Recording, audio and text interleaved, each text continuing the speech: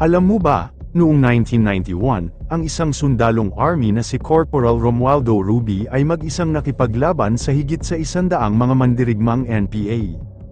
Noong ika-15 ng Marso taong 1991, sa Claver, Surigao del Norte, si Romualdo Ruby ay mag-isang nakaestasyon, nang ang kanyang detachment ay inatake ng mga rebelde sa ilalim ng kilalang commander na si Lima, sa 2 oras ng matinding labanan.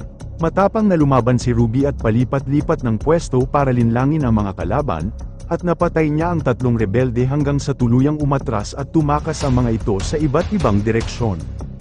Pero hindi pa yun nagtatapos.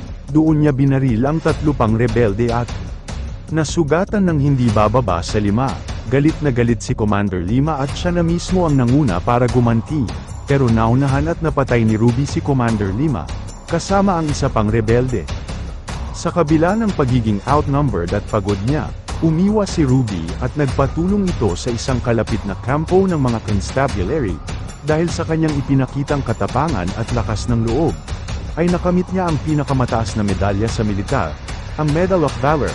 Si Romualdo Ruby ay nananatiling isa sa ilang mga sundalo, sa modernong kasaysayan, ang nakasurvive at nang ibabaw laban sa 100 mga rebelde.